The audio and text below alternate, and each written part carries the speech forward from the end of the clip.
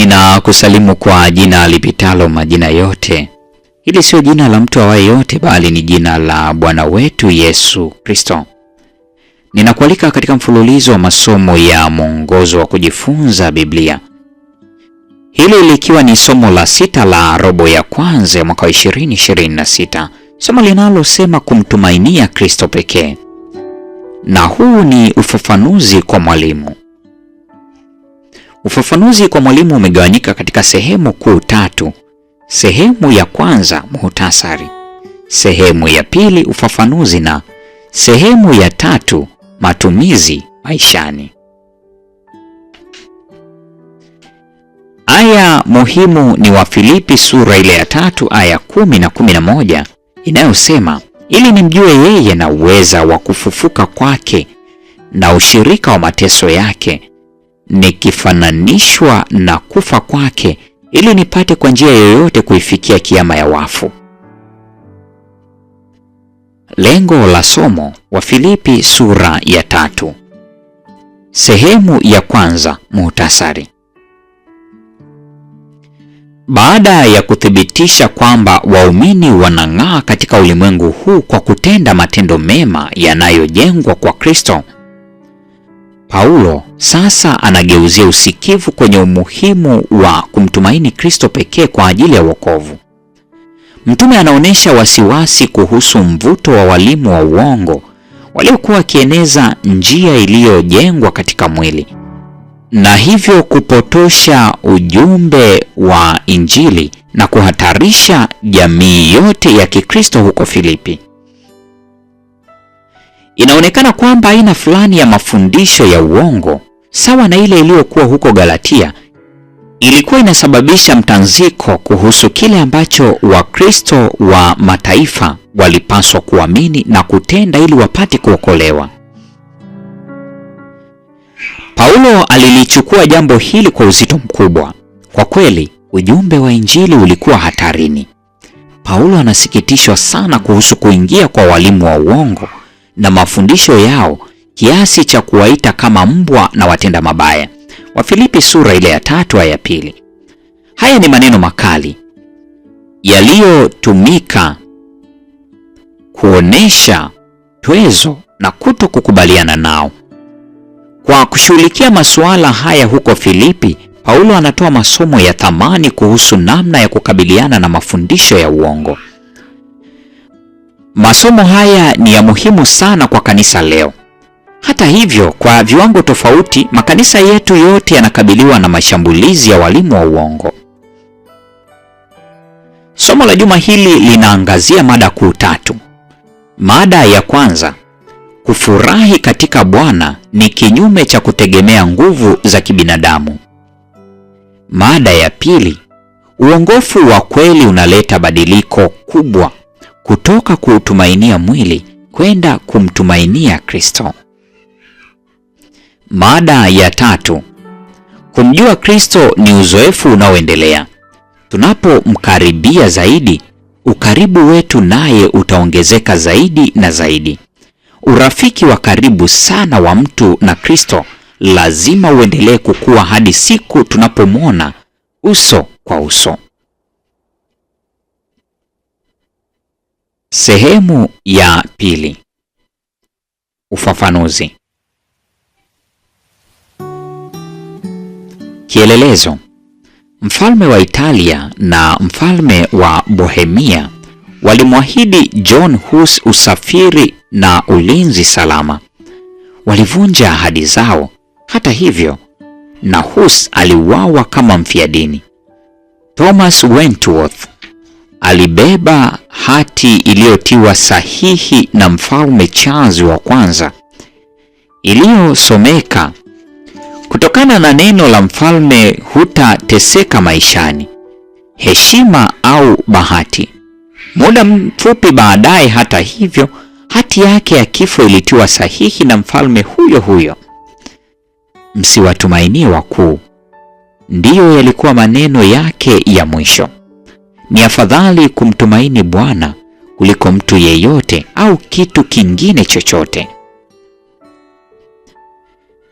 Kufurahi katika Bwana dhidi ya kutumainia mwili. Katika Wafilipi sura ile ya 3 aya ya 1 hadi ya 3, Paulo anatoa onyo dhidi ya kiburi katika mafanikio ya mwanadamu. Himizo furahini katika Bwana katika aya ya 1 linaelezea dhana ambayo mara nyingi inapatikana katika Agano la Kale, hasa katika kitabu cha Zaburi. Mifano michache ya ajabu inajumuisha: Bwana mfalme atazifurahia nguvu zako, na wokovu wako ataufanyia shangwe nyingi sana. Zaburi ya 21 ya 1. Mfurahieni Bwana, shangilieni enyi wenye haki. Zaburi ya 32 ya 11. Mwenye haki atamfurahia Bwana. Zaburi ya 64 aya 10, linganisha na Zaburi 97 ya 12. Uifurahie nafsi ya mtumishi wako. Zaburi ya 86 aya 4. Kwa kuwa umenifurahisha Bwana. Zaburi ya 92 aya 4. Kutafakari kwangu na kuwe kutamu kwake, mimi nitamfurahia Bwana. Zaburi ya 104 aya 34. Bwana alitutendea mambo makuu, tulikuwa tukifurahi. Zaburi ya 126 aya 3. Kwa hakika kufurahi katika Bwana ni amri ambayo imesisitizwa tena na tena katika kitabu chote cha Kumbukumbu la Torati. Tazama Kumbukumbu la Torati 12 aya 7, aya 12 na aya 18. Kumbukumbu la Torati sura ya 14 aya 26. Kumbukumbu la Torati sura ya 16 aya 11 na 15. Kumbukumbu la Torati sura ya 26 aya 11 na Kumbukumbu la Torati sura ile 27 aya 7. Katika Wafilipi sura ile ya 3 aya ya 1 hadi ya 3, wazo la kufurahi linajitokeza mara mbili katika tafsiri fulani ya Kiingereza.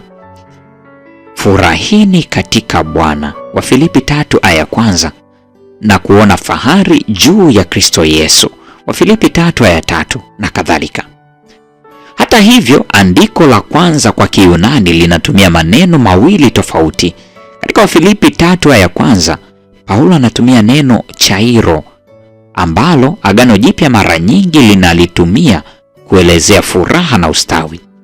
Kwa upande mwingine, katika Wafilipi 3 aya 3, Paulo anatumia neno kauchaomai ambalo tafsiri ya King James mara nyingi linalitafsiri kama kujivuna. Katika Warumi, tazama Warumi 2 ya 17 na 23, na hasa katika Wakorintho wa pili ambapo pia limetafsiriwa kama utukufu au kuona fahari. Wakorintho wa pili sura ile ya 5 ya 12, Wakorintho wa pili sura ile ya 7 ya 14, Wakorintho wa pili sura ile ya 9 aya ya 2, Wakorintho wa pili sura ya 10 aya ya 8, aya 13, aya 15 na 16, Wakorintho wa pili sura ya 11 aya 12, aya 16, aya 18 na aya 30. Wakorintho wa pili sura ile ya 12 aya ya 1, aya ya 5, aya ya 6, aya ya 9 na aya ya 11. Kitenzi kauchaomai kinabeba maana yenye tofauti ndogo zaidi ya kufurahi kuliko chairo. Kwa hiyo, andiko la kwanza lililotafsiriwa kama kuona fahari juu ya Kristo Yesu katika Wafilipi 3 aya 3 linaweza pia kutafsiriwa kama kujivuna katika Kristo Yesu, kama ilivyo katika toleo la NRSV, au kuona fahari katika Kristo Yesu kama ilivyo katika toleo la ESV. Paulo anatumia neno lenye nguvu ili kufafanua kwamba kumtumainia Kristo na kutegemea jitihada za kibinadamu haviwezi kwenda pamoja. Jambo moja linabatilisha lingine.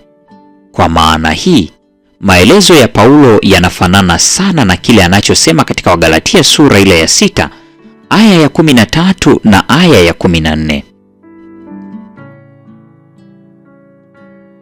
Paulo anawakemea wale wanaojivunia mwili, Wagalatia sura ile ya 6 ya 13, na anathibitisha kwamba sababu pekee ya yeye kuona fahari ni msalaba wa Kristo, Wagalatia 6 aya 14.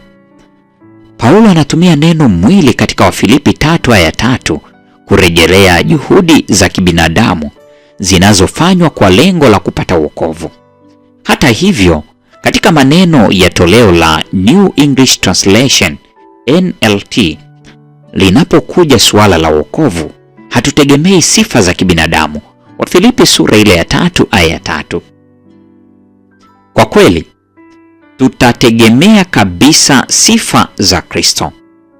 Wazo hili huenda ndilo Paulo alimaanisha aliposema kwamba tunaona fahari juu ya Kristo.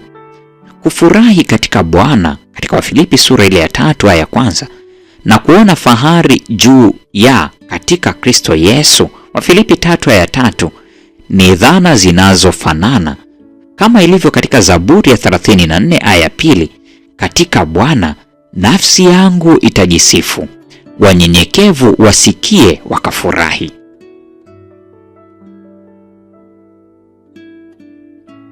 Kutoka kutumaini mwili hadi kumtumaini Kristo.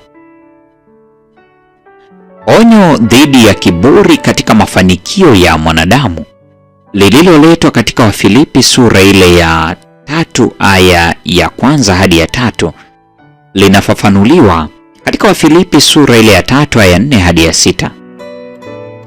Mtu anapaswa kutambua kwamba kirai kutumainia mwili ni kirai muhimu katika Wafilipi sura ile ya 3:1 hadi ya 6. Kinatokea si chini ya mara 3.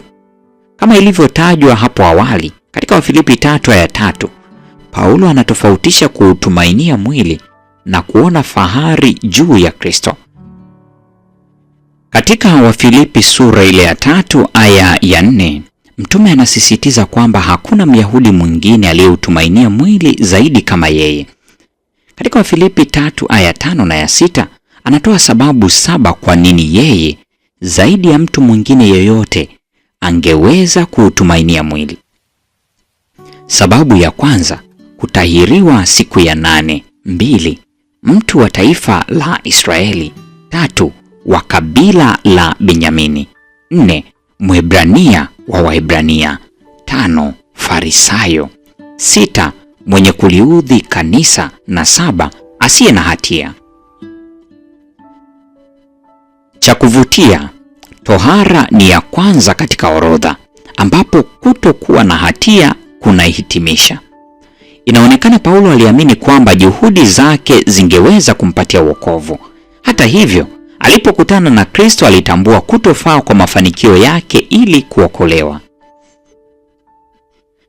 Katika Wafilipi sura ile ya 3:7 hadi ya 9, Paulo anatofautisha maisha yake ya baada ya kuongoka na uzoefu wake wa kabla ya kuongoka. Kama ilivyoelezwa hapo awali, maneno faida na hasara yanatokeza katika aya hii kwa ufupi. Aya ya 7 na ya 8 zimepangwa kwa mpangilio wenye kitovu shirika kama ifuatavyo: A, mambo yote yaliyokuwa faida kwangu. Wafilipi 3:7a. B, naliyahesabu kuwa hasara kwa ajili ya Kristo. Wafilipi 3:7b. B, nayahesabu mambo yote kuwa hasara. Wafilipi 3:8a. A, ili nipate Kristo. Wafilipi sura ile ya 3:8b. Muundo huu wenye kitovu shirika pia unajulikana kama muundo wa kupanga mawazo kwa mfuatano na kisha kuyarudia kwa mpangilio wa kuanzia mwisho. Unasisitiza mabadiliko makubwa katika mtazamo wa Paulo. Mbali na neno hasara, kutokana na neno la Kiunani zemia, Paulo pia anatumia muundo wa kitenzi nimepata hasara kutokana na neno la Kiunani zemio katika Wafilipi sura ile ya 3:8. Mkazo huu unasisitiza juu ya mabadiliko ya mtazamo wake kwa namna isiyo kifani zaidi. Vipengele katika orodha ya mambo 7 ya tawasifu ya kujivunia vinachukuliwa kama hasara kwa kuzingatia uzuri usio na kiasi wa kumjua Yesu Kristo. Wafilipi sura ile ya 3:8. Kumjua Kristo kulifanya mambo yote katika maisha ya Paulo ya awali yawe katika mtazamo sahihi. Paulo aligeuka kutoka kuutumainia mwili hadi kumtumainia Kristo. Wafilipi sura ile ya 3 aya 8. Kutoka katika haki ipatikanayo kwa sheria hadi haki ya Kristo inayotegemea kabisa imani katika neema ya Mungu. Wafilipi sura ya 3 aya 9. Kumjua Kristo ni uzoefu endelevu. Katika Wafilipi sura ile ya 3 aya 10, Paulo anaeleza kwamba kusudi la msingi la maisha yake lilikuwa kumjua Kristo. Ukweli kwamba anataja mateso, kifo na ufufuo wa Yesu Kristo unaashiria kwamba kumjua Kristo hakuhusishi tu utambuzi, bali hasa uzoefu wa kiuhusiano katika mchakato wa ukuaji wa polepole. Tazama pia Petro wa pili sura ile ya 3 ya 18.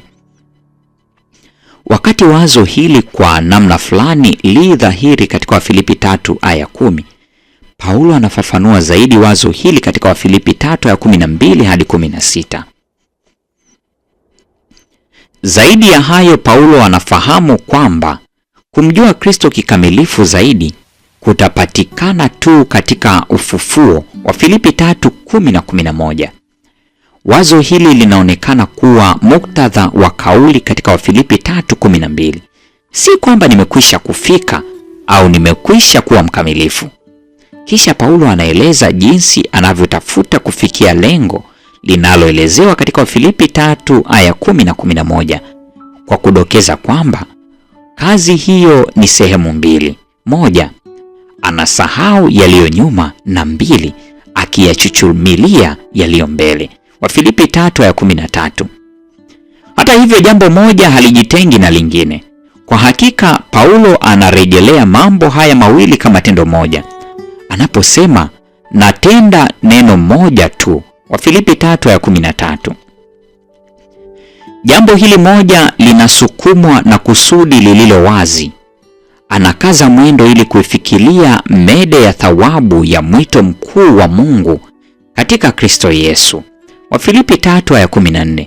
Mede ya thawabu ya mwito vinarejelea jambo lile lile, kama vile katika tafsiri ya habari njema, mede ya thawabu ambayo ni mwito wa Mungu katika Kristo Yesu.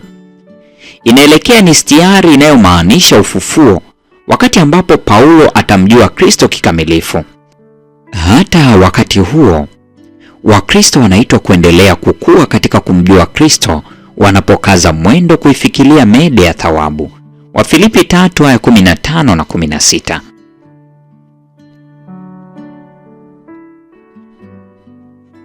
Sehemu ya 3: matumizi maishani. Tafakari juu ya mada zifuatazo, kisha waulize wanafunzi wako kujibu maswali mwishoni mwa sehemu hii. Biblia inafundisha wazi kwamba wokovu wetu hautegemei jitihada zetu wenyewe. Fundisho hili ni sababu ya kuvutia sana ya kufurahi katika Bwana siku zote. Hata hivyo, ikiwa wokovu ungetegemea matendo yetu mema, tusingekuwa na tumaini lolote. Kwa mtazamo wa Biblia, furaha ni mwitikio wetu kwa kile Mungu alichotufanyia kwa njia ya Yesu Kristo. Mambo yanaweza yasiende vizuri jinsi tunavyotaka au tunavyotarajia. Hata hivyo, tuna sababu za kufurahi, kama inavyoelezewa kwa uzuri sana katika wimbo wa Habakuki. Walakini nitamfurahia Bwana, nitamshangilia Mungu wa wokovu wangu. Habakuki sura ile ya 3 aya 18. Katika maisha ya muumini wa kweli, hakuna nafasi ya kujivunia mafanikio ya mwanadamu. Mtu anapoelewa kwamba wokovu hautegemei kile tunachoweza kufanya, bali unategemea kabisa kile Mungu alichofanya na anachotufanyia katika Kristo, mambo yote yanayochukuliwa kama faida sasa yanachukuliwa kama hasara. Uzuri usio na kiasi wa kumjua Kristo. Wafilipi 3 aya 8. Kufanana na Kristo kunakuwa lengo ambalo mtu anataka kulifikia, na matendo mema kwa kawaida yanakuja kama matokeo. Kama Paulo anavyothibitisha mahali pengine, maana tu kazi yake, yaani Mungu, tuliumbwa katika Kristo Yesu tutende matendo mema. Waefeso sura ile ya 2 aya 10. Kama Wakristo, sisi ni kazi inayoendelea. Wazo hili ndilo Paulo alilimaanisha katika sehemu ya shukrani ya waraka wake kwa Wafilipi aliposema, yeye aliyeanza kazi njema mioyoni mwenu ataimaliza hata siku ya Kristo Yesu. Wafilipi sura ile ya 1 aya ya 6. Mpaka siku hiyo itakapofika, ni lazima tuyasahau yaliyo nyuma na kuyachuchumilia yaliyo mbele. Wafilipi sura ile ya 3 aya 13. Maswali. Swali la kwanza. Tafakari zaidi juu ya wazo kwamba wokovu wetu hautegemei kazi zetu njema. Kwa nini fundisho hili ni habari njema? Kwa nini hili linapaswa kututia moyo kuwa na tumaini? Swali la pili. Watu wengi wamenasa katika mzunguko wa kujichukia na kujilaumu kwa sababu ya dhambi zao za wakati uliopita. Ingawa wanaupokea kiakili msamaha wa Kristo, bado hawajauweka ndani ya mioyo yao. Matokeo yake hawawezi kuyaachia mambo yaliyopita.